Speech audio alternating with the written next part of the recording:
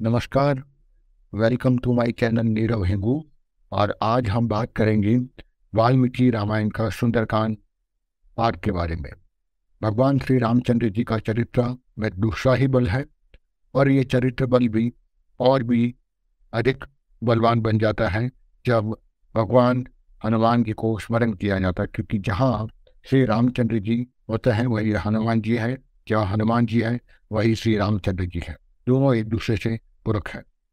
और इस चरित्र को शक्ति संपन्न बनाना भगवान श्री राम के उदात्त कर्म ने और आदि कवि भगवान श्री वाल्मीकि ने उनकी शब्दों को जोड़ करके एक कथा के रूप में, सुंदरकांड के रूप में दिया है। और वहीं आगे जाके तुलसीदास जी ने भी उस स्वरूप को और भी पवित्र बनाया है अपने शब्दों से। भगवान राम के इस पवित्र चरित्र का श्रवण और मनन करने से व्यक्ति को सर्वांग पूर्ण सिद्धि और आत्मज्ञान भी प्राप्त होता है। पर इस सांसारिक इच्छाओं की पूर्ति के लिए इसका पाठ करना इतना जरूरी नहीं, लेकिन फिर भी आप कर सकते हैं, क्योंकि इसका पाठ करने से भी सांसारिक इच्छाओं की पूर्ति होती है। पर कहते हैं उसमें संपुट पाठ लगाना चाहिए। संपुट क्या होता है? संपुट पाठ का अर्थ होता है एक बार संपुट के रूप में इसका प्रयोग किए जाने वाला जो पद है, जो श्लोक है एक एक, उसका उच्चारण करना, फिर उस मंत्र का उच्चारण करना। इस प्रकार से जैसे एक पद है या एक मंत्र है, मंत्र को संपुटित करते हैं दूसरे मंत्र से। जैसे मान लो गायत्री मंत्र है, उसको शिव मंत्र से संपुटित करना है, तो कैसे होगा? ओम नमः शिवाय, ओम भूर्भुवः स्वः तत्सवितुर्वरेण्यं भर्गो देवस्य धीमहि धियो यो नः प्रचोदयात्, ओम नमः शिवाय। यानी मैंने शिव मंत्र से गायत्री मंत्र को संपुटित कर दिया, तो उस मंत्र में और विशेष चेतना आ जाती है। इसको कहते हैं संपुटित। पर वो संपुटित प्रयोग करना हर कोई नहीं जान पाता, कैसे एक एक श्लोक का संपुटित किया जाता है। ठीक है। और उसके बाद फिर बीज मंत्र भी लगाया जाता है, तो ये काफ़ी कॉम्प्लिकेटेड हो जाता है। तो यहाँ पे मैं केवल सुंदरकांड का एक ओवरव्यू देना चाहूँगा, और बाद में उसका पाठ एक सात्विक क्रम से कैसे किया जाए इस पर हम बात करेंगे। वाल्मीकि रामायण में वाल्मीकि जी ने लिखी है, उसमें मूल रूप से कहते हैं 7 कांड माने गए हैं, और इन 7 कांडों में विशेष उद्देश्य के लिए प्रयोग किया गया है। संतान प्राप्ति के लिए काल जो बाल कांड है उसका प्रयोग किया जाता है। धन प्राप्ति के लिए अयोध्या कांड, अनुसंधान और अन्वेषण जिसको रिसर्च कहते हैं, रिसर्च वर्क के लिए और उसमें सफलता प्राप्ति के लिए अरण्य कांड, राज्य में सुख शांति के लिए और राज्य प्राप्ति के लिए, या फिर पुनः हमें राज्य की प्राप्ति करनी होती है तो किष्किंधा कांड, और संपूर्ण कार्य की सिद्धि के लिए या सर्वांगपूर्ण सिद्धि के लिए सुंदरकांड का पाठ अवश्य करना चाहिए, संपूर्ण सुंदरकांड। और धर्म हो, अर्थ हो, काम और मोक्ष, काम यानी कामना पूर्ति और मोक्ष प्राप्ति, इसके लिए भी कहते हैं उत्तरकांड का प्रयोग किया जाना चाहिए। अब सुंदरकांड में शास्त्रों में कहा गया है, सुंदरे सुंदरो रामः, सुंदरे सुंदरी कथा, सुंदरे सुंदरी सीता, सुंदरे किम न सुंदरम। सुंदरकांड में पवन पुत्र हनुमान जी का चरित्र अधिकतर विशेष रूप से करा गया है एक क्रोधमयी रूप में। इसीलिए आपको चाहिए कि इसका पाठ घर पे कभी ना करें, क्योंकि इससे एक क्रोध की भावना उत्पन्न होती है, ये अनुभव से मैं कह रहा हूँ। और अतः इसे हनुमान उपासना के रूप में भी लिया जा सकता है, क्योंकि मुख्य रूप से इसमें हनुमान को ही मध्यस्थ रखकर उनकी उपासना की जाती है। अतः उनकी प्रतिमा रखनी ही चाहिए। इतना अवश्य ध्यान रखना चाहिए, हनुमान जी दास्य भाव के प्रतीक है। अतः उनकी अर्चना करने से पहले उनके वे प्रभु भगवान श्री राम का स्मरण पूजन विशेष रूप से करना चाहिए, जिससे शीघ्र सफलता मिलती है। अब सुंदरकांड का पाठ का फल कहते हैं कि कोई भी व्यक्ति यदि खो गया हो या किसी के संबंध बिगड़ गए हो, तब भी हनुमान उपासना विशेष रूप से सुंदरकांड का फल में अच्छा मिलता है। दूसरा, संबंध बिगड़ गए हो, उसके सुधारने की आवश्यकता महसूस हो, तब भी ही हनुमान उपासना या सुंदरकांड का पाठ करने से त्वरित सफलता मिलती है। और विशेष रूप से परीक्षा में सफलता कामना करने वाले जो विद्यार्थी हैं, उनके लिए भी सुंदरकांड का पाठ तुरंत फल देने वाला होता है। अब मैं यहाँ विशेष रूप से बता देना चाहूँगा, जहाँ मैं बोल रहा हूँ परीक्षा में पास होने के लिए या त्वरित सफलता के लिए, इसका मतलब ये नहीं कि हम पढ़ाई छोड़ दो, केवल सुंदरकांड का पाठ करने के बाद हम सोचेंगे हम अपने आप पास हो जाएंगे। ऐसा नहीं है, आपको करना, आपको मेहनत जरूर करनी है। और यदि आप हनुमान उपासना और सुंदरकांड पाठ साथ में करते हैं तो विशेष बल मिलता है और आपके साधना में चांद चांद लग जाते हैं। आपके विद्यार्थी जीवन में बहुत आप आगे जाते हो, क्योंकि हनुमान वीर विद्याओं के संग के सच्चे सहायक माने गए हैं। मतलब जो मैंने कहा है उन ऊपर सारी परिस्थितियों के लाभ सुंदरकांड का पाठ से अवश्य ही सफलता मिलती ही मिलती है। अब मैं शॉर्ट में बात करना चाहूँगा कि संपुटित का यहाँ पाठ नहीं का बताऊँगा, लेकिन हनुमान पाठ का ये एक सरल विधि बताऊँगा। प्रयोगकर्ता को चाहिए कि शुभ मुहूर्त को देखकर सुविधाजनक एकांत स्थान में हनुमान के मंदिर में जाना चाहिए और घर के किसी एकांत कमरे में हनुमान जी की चित्र अथवा उसकी मूर्ति रखनी चाहिए और फिर प्रार्थना करके है, वीर भवन पुत्र हनुमान, मैं अपने अभिष्ट सिद्धि के लिए आपकी साधना उपासना कर रहा हूँ, मुझे आशीर्वाद दीजिए भगवान राम और आपके आशीर्वाद से मुझे प्रयोग में सफलता मिली। ऐसी मन ही मन प्रार्थना करें और प्रयोगकर्ता को चाहिए कि अपना मुख जो है पूर्व दिशा या उत्तर दिशा की ओर होना चाहिए। अपने पूजा स्थल को स्वच्छ और पवित्र रखें। नित्य कर्म करने के बाद आपको चाहिए अपने आसन पर बैठ जाएं। सुंदरकांड की पुस्तक को आसन पर सामने एक आसन यानी चौरंगी के ऊपर लाल वस्त्र बिछाकर सरसों का तेल जलाएं, तेल का दीपक जलाएं। भगवान श्री रामचंद्र की और हनुमान जी की अगर मूर्ति दोनों हो या उनका चित्र उपलब्ध हो तो वो रखिए, जिसमें भगवान श्री राम, माता सीता, लक्ष्मण जी, भरत, शत्रुघ्न और हनुमान जी हो। ऐसा संभव ना हो कि केवल हनुमान की मूर्ति या चित्र दिखे तो वो भी रख सकते हैं। और उसके रखने के बाद आपको 16 उपचार से भगवान श्री हनुमान जी की पूजा करें। 16 उपचार में आता है आवाहन, पाद्य, अर्घ्य, आचमनी, स्नान, गंध, अक्षर अक्षर देने की चावल, वस्त्र, नैवेद्य, फल, तांबुल, मुंडी फल, धूप, दीपक, दक्षिणा और नमस्कार। तो इसको 16 उपचार मानते हैं। और सुंदरकांड का पाठ करने से पहले हाथ में जल लेकर आपको संकल्प करना है। संकल्प अपने ही सात्विक भाषा में, रीजनल लैंग्वेज में आप बोल सकते थे, मैं अमुक नाम का व्यक्ति, अमुक गोत्र से उत्पन्न, अमुक नाम, अमुक सरलिंग, अमुक माता पिता का बेटा या बेटी, मेरी स्वयं की अभिलाषित कामना पूर्ति के लिए भगवान श्री रामचंद्र जी की, हनुमान जी की प्रीति के लिए और वाल्मीकि रामायण का पवित्र उसके अंतर्गत आया हुआ सुंदरकांड का मैं पाठ अभिसिद्धि के लिए अमुक दिवस तक प्रतिदिन पाठ करने का मैं संकल्प ले रहा हूँ। संस्कृत में भी ये श्लोक है, पर ये मैंने हिंदी में आपको बता दिया। संस्कृत में कैसे बोल सकते हैं, अमुक नामाहम मम, यानी मेरे नाम आएगा मम नीरवहिंगु अभिलाषित कामना सिद्ध तब श्री रामचंद्र प्रीति पूर्वकम श्री हनुमान प्रीत वाल्मीकि रामायण अंतर्गत सुंदरकांडश्च अभिष्ट सिद्धि दिवस अंतर्गत प्रतिदिनम सुंदरकांड संगावणम पाठम अहम पाठम करिष्ये। तो इस तरह से बोलकर पानी हाथ में रखना है और तब बोलकर पानी नीचे छोड़ देना है। फिर अंगन्यास करना चाहिए, यानी अंगन्यास से पहले आपको एक विनियोग करना चाहिए। वापस दाहिने हाथ में जल लेना है और ये मंत्र बोलना है, ओमस्य श्री सुंदरकांड महामंत्रस्य भगवान हनुमान ऋषि अनुष्टुप चंद्र जगद माता सीता देवता श्रीम बीजम स्वाहा शक्ति सीता कीलकम सीता प्रसाद सिद्धायते सुंदरकांड पारायणे जपे वीडियो का आप पानी नीचे छोड़ दें। अब आपको चाहिए वीडियो करने के बाद अंगन्यास करें। अंगन्यास में यानी जिन जिन शरीर के अंगों का वर्णन हो रहा है उसको स्पर्श करें। जैसे भगवान हनुमंत ऋषि नमः, सिर से सिर के ऊपर स्पर्श करें, दाहिना हाथ को सिर पर स्पर्श करें। अनुष्टुप चंद्रमा मुखे अपने होठ को टच करें। जगत मातु सीता देव्याय नमः, हृदय अपने हृदय स्थल को स्पर्श करें। श्री बीजाय नमः ग्रह, जो आपकी भुगतान है, मतलब वहीं पर नहीं लेकिन अगर कुर्ता पहना हुआ है तो वहाँ स्पर्श कर दें।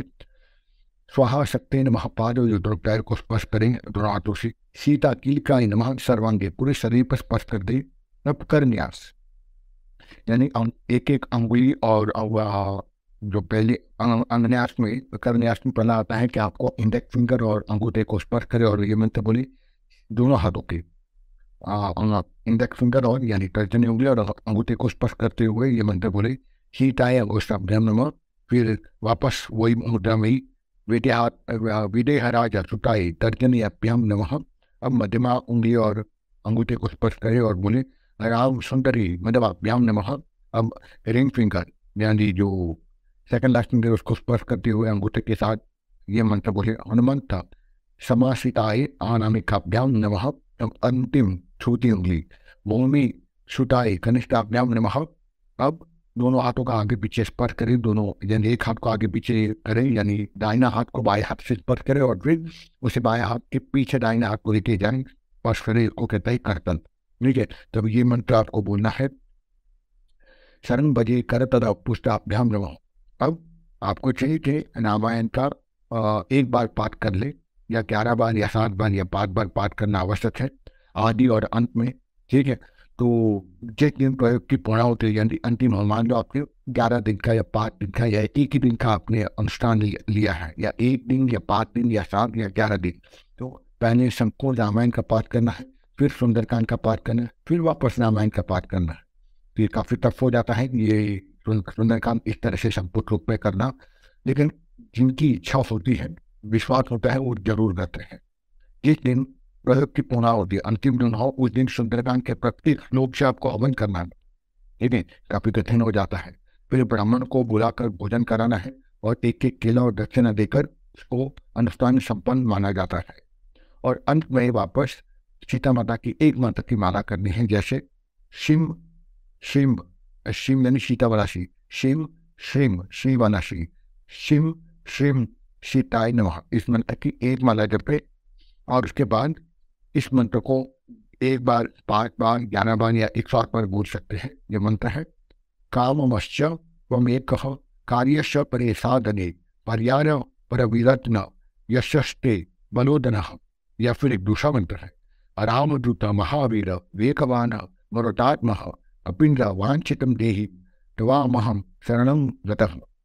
ठीक है, और इस मंत्र से आप जो आपकी जो मनोकामना पूर्ति है उस मंत्र की संपुट करके भी एक माला मंत्र जब कर सकते हैं।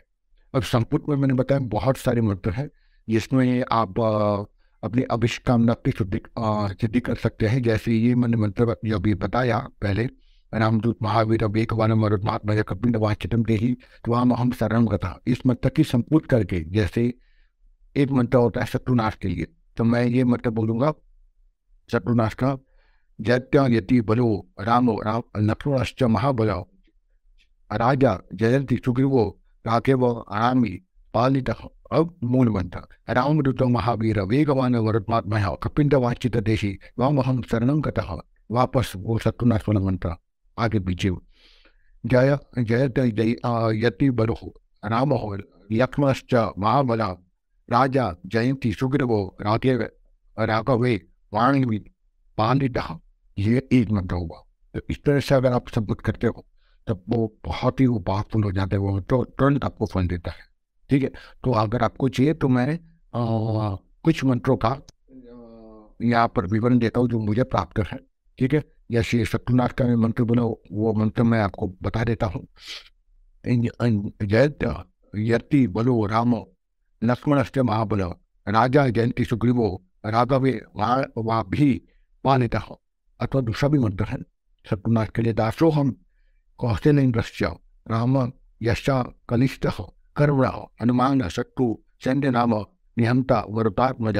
एक और मंत्र है न रावण स्वस्थ में युद्धे प्रति बलम भवेत शीला भी पविह प्रह रतः पाद सचता स्वस्थ सह।